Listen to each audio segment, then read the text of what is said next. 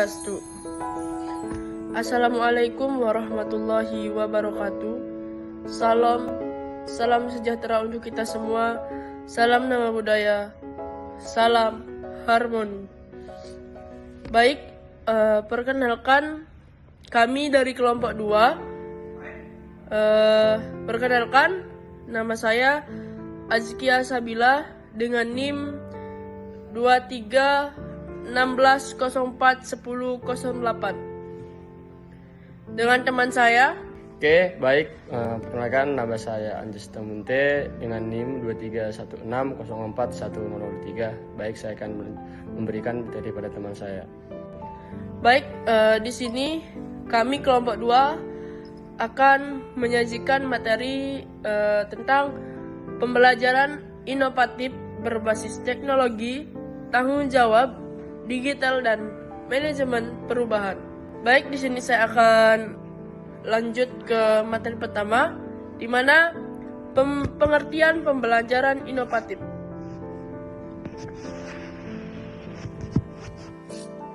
Menurut Muklis, pembelajaran inovatif dapat dijelaskan sebagai yang pertama, memperoleh pembelajaran dari realitas sehari-hari yang dapat diamati, dipraktikkan, dan dialami dalam kehidupan siswa.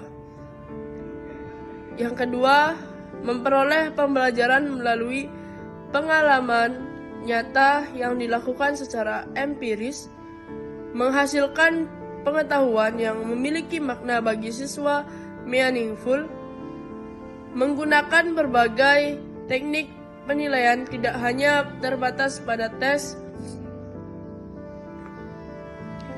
Selain itu, blanket, di mana dalam Haryono 2015 menegaskan bahwa pembelajaran inovatif melibatkan 6 unsur, yaitu pembelajaran bermakna, penerapan pengetahuan, berpikir tingkat tinggi, kurikulum berbasis standar, responsif terhadap budaya, dan menggunakan penilaian autentik. Pembelajaran adalah tindakan dalam membimbing, mengarahkan, atau mengorganisir proses belajar yang dilakukan oleh guru atau pendidik dalam rangka mencapai tujuan yang telah dirumuskan. Adapun pendapat dari ahli lainnya menyatakan bahwa pembelajaran merupakan suatu perencanaan yang mencakup serangkaian kegiatan yang dirancang untuk mencapai tujuan pembelajaran. Ini dapat diartikan sebagai ilmu atau seni dalam mengelola sumber daya pembelajaran dengan tujuan agar kompetensi dan tujuan pembelajaran dapat tercapai sesuai dengan perencanaan pembelajaran yang telah disusun oleh Prastowo 2017. Baik, saya akan lanjutkan ke teman saya. Oke, baik. Di sini saya akan melanjutkan pada materi selanjutnya, yaitu karakteristik pembelajaran inovatif. Di karakteristik pembelajaran inovatif ini kami bagi menjadi 3. Yang pertama itu adalah aktif dan partisipatif. Dalam model pembelajaran inovatif, siswa memberdayakan untuk aktif terlibat dalam pembelajaran, termasuk mengikuti eksplorasi, menciptakan, dan berdiskusi. Di sini siswa diharapkan aktif dalam dalam pembelajaran agar tidak monoton hanya materi saja, namun dapat melakukan aktif diskusi, eksplorasi, ataupun menciptakan suatu kegiatan yang dapat memberikan efek yang baik bagi siswa. Yang kedua itu ada berpusat pada siswa. Model pembelajaran inovatif melibatkan pada siswa sebagai fokus utama pembelajaran. Nah, di sini siswa diharapkan fokus pada tujuannya untuk melakukan pendidikan, yaitu menempuh pendidikan sebaik mungkin agar dapat menjadi suatu motivasi untuk hidup ke masa depan ataupun mendapatkan cita-cita yang diinginkannya. Nah, yang itu ada penggunaan dan pemanfaatan teknologi. Dalam model pembelajaran inovatif, teknologi diterapkan secara aktif dalam proses pembelajaran. Tujuannya adalah memperluas akses informasi, meningkatkan interaksi dan kolaborasi, serta memperkaya pengalaman belajar. Ini penggunaan teknologi sangat bermanfaat bagi siswa supaya kita juga tidak banyak menggunakan teknologi dalam kehidupan sehari-hari, terutama di dalam pendidikan, karena teknologi ini sangat membantu kita untuk melakukan pekerjaan dalam pendidikan kita, mendapatkan akses informasi yang dapat kita pergunakan untuk mengetahui bagaimana kondisi ini yang sedang terjadi, ataupun mengetahui apa-apa yang isu yang sangat penting bagi kita mahasiswa ataupun yang sedang melakukan pendidikan. Oke, baik, saya akan memberikan saat ini itu model pembelajaran inovatif dari Jakarta. Pada model pembelajaran dari era ini saya akan menambahkan 3 model pembelajaran. Yang pertama itu adalah metode classroom. Inilah modelnya mengintegrasikan pembelajaran di kelas dengan pembelajaran mandiri. Kelas siswa dapat mengakses materi video atau materi presentasi atau materi lain sebelumnya di tengah kelas, memungkinkan penggunaan aktivitas diskusi, kolaborasi dan penerapan konsep dalam aktivitas yang tahu seperti yang kita lakukan seperti classroom waktu karena masalah COVID yang sering di sana kita mendapatkan akses pelajaran ataupun video yang harus kita kerjakan. Selanjutnya itu ada project based learning. Nah, PBL ini melibatkan siswa dalam proyek nyata yang mengharuskan mereka menyelesaikan masalah berkolaborasi dan menerapkan pengetahuan dalam kondisi depan. Nah, seperti yang kita lakukan juga di kuliah ini, kita dapat belajar juga dari e-learning, mengakses materi dari e-learning dan juga mengerjakan tugas-tugas dari e-learning juga. Nah, selanjutnya itu ada game based learning.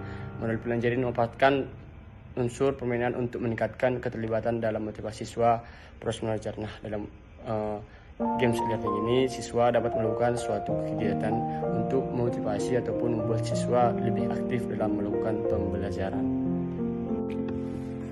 Baik, selanjutnya saya akan membacakan etika digital, di mana di sini pengertian etika digital adalah prosedur aturan menggunakan alat teknologi digital.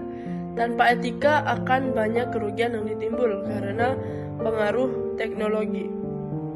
Menurut Cyber Kreasi dan Deloitte 2020, etika digital adalah kemampuan individu dalam menyadari, mencontohkan, menyesuaikan diri, merasionalkan, mempertimbangkan, dan mengembangkan tata kelola etika digital dalam kehidupan.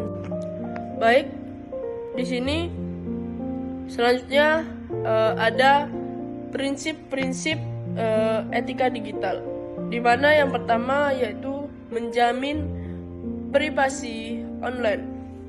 Salah satu menerapkan etika digital adalah memastikan bahwa data pribadi kita tetap aman dan terlindungi.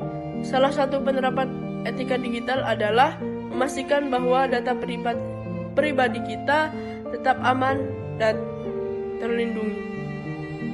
Yang kedua, mencegah penyebaran informasi palsu seperti hoax. Internet memudahkan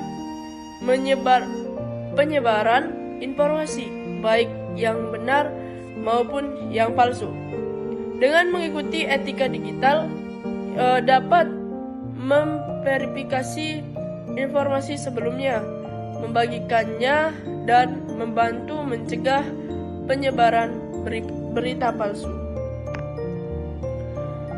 Yang ketiga, meminimalkan dampak negatif media sosial, di mana penggunaan media sosial yang tidak bertanggung jawab dapat berdampak negatif pada kesehatan mental kita. Yang keempat, ada menjaga kesopanan di dunia online, di mana etika digital juga harus memiliki kesopanan dan penghormatan dalam berinteraksi dengan orang lain di dunia maya.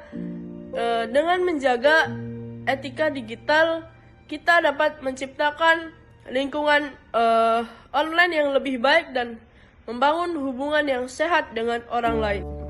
Oke, baik, saya akan menunjukkan materi selanjutnya itu. Materi selanjutnya adalah pengertian kesiapan pengelola perubahan pembelajaran inovatif berbasis teknologi. Kesiapan pengelola perubahan pembelajaran inovatif berbasis teknologi adalah adalah tingkat kesiapan dan kemampuan para pengelola pendidikan dalam mengadopsi, mengintegrasikan, dan mengelola teknologi dalam proses pembelajaran. Ini mencakup kesiapan dalam aspek pengetahuan dan keterampilan teknologi, infrastruktur pendukung, sumber daya manusia, serta kebijakan dan manajemen yang mendukung implementasi teknologi secara efektif dan berkelanjutan. Nah, di sini kami akan membahas itu tentang kesiapan ataupun kesiapan kita untuk menghadapi perubahan pembelajaran inovatif berbasis teknologi yang dimana akan diterapkan pada suatu pendidikan ataupun dalam kehidupan sehari-hari. Bagaimana kita dapat mengatasi perubahan ini dan membuatnya dapat menjadi lebih baik, tidak menjadi suatu kesalahan. Nah, pada kesiapan pengelolaan perubahan ini, kami telah membuatkan ataupun bagaimana peran guru dan sekolah itu mengatasi perubahan teknologi ini pada sekolah. Yang pertama itu ada kompetensi dan pemahaman teknologi. Yang pertama itu tingkat penguasaan teknologi oleh guru dan staf, kesiapan mereka untuk belajar untuk mengembangkan keterampilan digital secara modern. Di sini pada guru ataupun staf yang ada di sekolah diwajibkan ataupun diharapkan dapat menguasai bagaimana teknologi ini ataupun dapat mengetahui bagaimana perkembangan keterampilan digital supaya dapat menerapkannya pada siswanya agar mahasiswa juga mengerti menerapkannya dengan baik. Dan juga itu ada infrastruktur teknologi. Nah, ketersediaan dan kualitas perangkat keras, perangkat lunak, jaringan internet, dan fasilitas pendukung lainnya di lingkungan. Nah, di sini juga sekolah mengharapkan mempunyai fasilitas yang baik agar dapat mendukung untuk melakukannya penerapan teknologi di sekolah. Selanjutnya itu ada dukungan organisasi dan administrasi. Anaknya kebanyakan regulasi, dukungan manajemen sekolah, anggaran yang memadai untuk penggadaan dan pemeliharaan teknologi.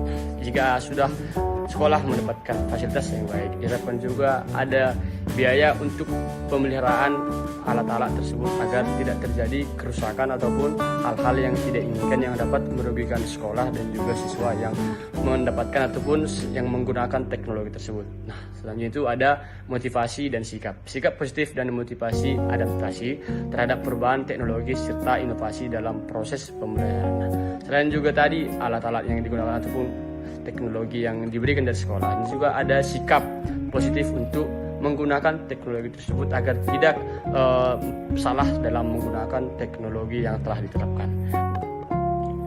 Baik, selanjutnya di sini ada tantangan, di mana tantangan yang pertama yaitu infrastruktur teknologi, di mana banyak lembaga pendidikan yang belum memiliki infrastruktur teknologi memadai seperti jaringan internet yang stabil dan perangkat yang cukup, sehingga menjadi penghambat implementasi pembelajaran berbasis teknologi.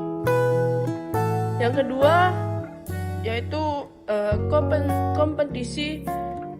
kompetensi dan keterampilan digital, di mana pengelola dan guru seringkali kurang memiliki keterampilan teknologi yang memadai.